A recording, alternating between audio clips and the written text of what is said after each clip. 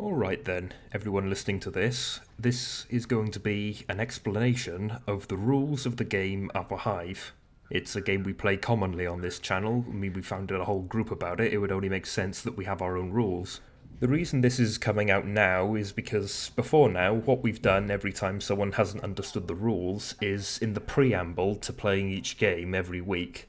We would have to go through the long process of explaining the rules and frequently miss stuff out or forget something, and it would just waste time, it would waste everyone's time, bar the couple that didn't understand them. I've been shown Google Docs or incomplete attempts at writing up other people's rules for the game that tend to contradict each other, so instead, this is my group, I founded it, I'm going to write my own. This will be our official rule set. House ruling is pretty common, often for entertainment purposes, and if I'm not hosting the game, I don't particularly care what rules you want, do whatever you want. Freeform. So let's get into it. Upper Hive, at its core, is a social game based on deception and lying. Very little is governed by rules of you can or can't do this. It has a minimum of 9 players. There's no maximum yet. We haven't seen a reason to set a maximum. We go by the rule of threes. That's why you have 9 players. 3, 3, 3. There are 2 teams, the humans and the gene stealers. The humans are attempting to locate and kill the gene stealers which are among them in secret, and vice versa. The gene stealers are secretly colluding with each other to kill the humans. That's how it works. In a 9-player game, there'll be 3 gene stealers. In a 12-player game, there'll be 4, and so on and so on. The ratio increases proportional to the player count. The game is broken up into 2 phases, that being the day and the night. During the day, players tend to converse freely. I'll try to direct them as best I can into doing something that makes sense, but it's mostly reliant on players talking, forming opinions, things like that. Anyone could accuse anyone of being a gene stealer, there's no restriction on that, and an attempt to have them killed. If someone is accused formally, they go to court, as it's called, during which the accuser and the accused will face off 1-to-1 and debate the validity of their claim. The accuser will have to convince everyone why the defendant is a gene stealer, and the defendant has to defend himself. Obviously, there's no way of proving anything one way or the other. It's all based on behaviour and, well, I suppose, intuition. The judge, that being the GM, normally me, but still, will then call for a vote in text form in the Discord for a verdict. At this point, every player that inputs anything into the text chat after that point counts as a vote to kill the defendant. If you want to say no, you simply abstain. Abstaining and voting innocent are the same thing. If a majority, not equal, it has to be a majority of people, vote in favour of the lynching, the defendant is killed and removed from the game. They'll take no further part in it. Their role, if they had one, will then be openly revealed to all players. The humans win if all the gene stealers are killed. That should form your basic strategy. Look at players, see who's lying, see who's not talking so much, have them lynched, and confirm your suspicions, I suppose. You then go into nighttime. If the day drags on for too long with no lynching, or if someone is killed by a lynching, the game automatically goes to nighttime. At night, all human players are inactive. They don't do anything. They just stay quiet, basically, as I explain everything. The gene stealers, in secret, they can converse with each other, that's important. Very in secret, will select a target. That target will be announced openly as having been killed during the night, normally with some setup, a bit of ERP, as you understand it. Their role will not be revealed because they were killed at night. No one knows. Their body will just be found the next day. This happens once every night. The gene stealers will win the game if they equal or outnumber the human players by the end of the night. The gene stealers also have on their team an injector, only one. Regardless of how many players are in the game, there will only ever be one injector. This injector can select a target independent of his teammates, they don't have to agree on it. This target will be unable to speak the following day. They won't be able to convey information, and you can't type in the text chat to get around it. That's not allowed. It's useful if you suspect that someone knows something or they're being particularly competent. You can silence them. Repeatedly if you want, every night. If every other gene stealer is killed, the injector will be forced to kill someone every night. They'll lose their ability to inject. That's just to ensure that players keep dying every night. Now, the humans are not defenseless. They have roles that will help them deal with the threat of, well, being murdered. Players are given their roles in secret, and they're not told of each other, so there's no collusion, they're not allowed to confer, and it's frowned upon if you're sending private messages to each other. In a 9-player game, which is what these rules are based on, there will be one of every rule. Numbers will increase proportionally to the player count. The first human role is the espionist. The espionist is basically a spy who looks at other players in secret. Every night, he selects a target, like a gene stealer, and asks me what their role is. I have to tell him, and I'm not allowed to lie when I tell him that player is a... Often it'll come back, he's a civilian, but sometimes it might be, he's a gene stealer. That's true. The espionist now has that information. In theory, he should use this information to try and influence things like lynching. If he has a player that he knows is a gene stealer, instead of openly coming out and saying, "Oi, that guy's a gene stealer," he should press other players towards it, perhaps. Or similarly, if someone he knows to be a civilian is on the stand, he should try to defend him, or suggest that people don't vote for him. He's allowed to keep notes, of course. I'm not going to write any rules against that. The second role is the priest, who is a protective role. Every night, the priest protects a player from attack.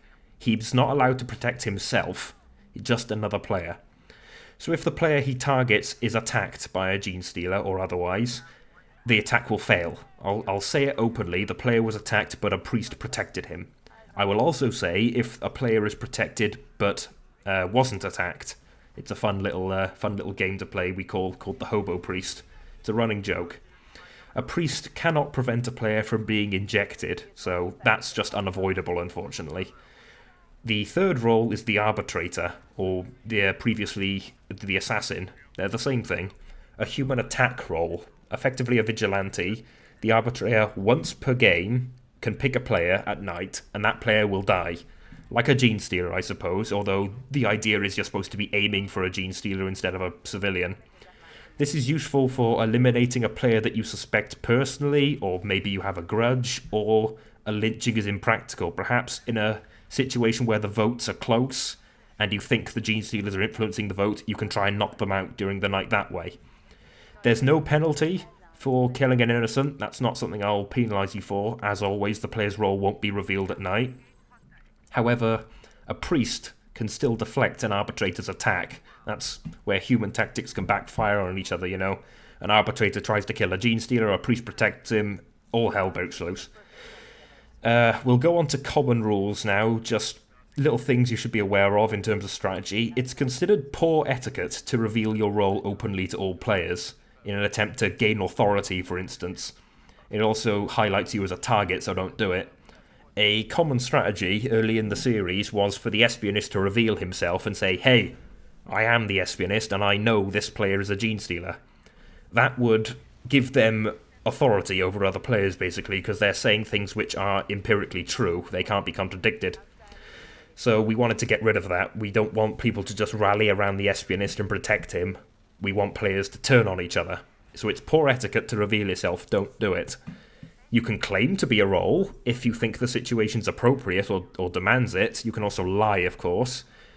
An example of when it would be appropriate to reveal your role or claim to be a role was if you're about to be lynched, like the vote's coming and you don't think you're going to win it. If the espionist is being accused and he's on the stand, that is a time to say, "Hey, don't lynch me, I'm the espionist." I don't say if that's true or not, you could be lying, but generally that will sway players' votes, make them hesitate. Similarly for the gene stealers, if they claim to be another role in the late game, and just take the chance that the real player won't contradict them. There's a lot of intrigue if you actually look into this. So that covers the basic rules. We wanted to go on to now a second rule set, which has yet to make it to YouTube for various reasons, but mostly for my power going out and such, or just not having enough players. But I like this rule set, and I want to get it out there because it emphasises a more subtle approach to the game. It's under experimentation, we're still developing it, but instead of gene stealers, this rule set is based around the idea of a gene stealer cult, which is more, lore accurate, I suppose. As usual, in a game of 9 players, there are civilians, there is no espionist, and there is no priest. All the humans have are 2 arbitrators, which this time have unlimited ammo. They can kill as many people as they want. Just be aware that you're more than likely to kill a civilian and thus eliminate your backup. Instead of a gene stealer, there is one player working against the others called the Magos, which would be the head of a gene stealer cult in 40k lore. Every night, the Magos converts one human player into a cultist.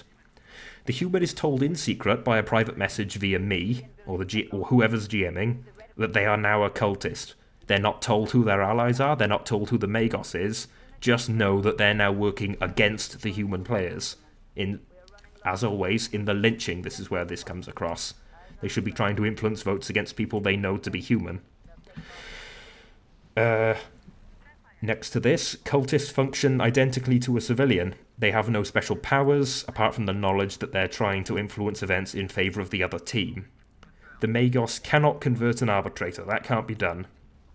If they attempt to convert an arbitrator, I'll tell them, you failed. That doesn't work. So that marks out priority targets for them, because arbitrators are immune. Arbitrators are not immune to being killed at night, which the Magos can also do. Instead of converting a human to a cultist, he can instead order one of his existing cultists to attack. What this will do is the cultist will kill the target and himself in a sort of suicide bombing strategy, so if you become a cultist, be aware you can still die. But on the upside, you could still win the game, I suppose. So this is the only way for the Magos to deal with an arbitrator. Outside of gaining a voting majority and attempting to lynch them, all he could really do is get one of his cultists to suicide bomb them, thus eliminating the people that are a threat to him.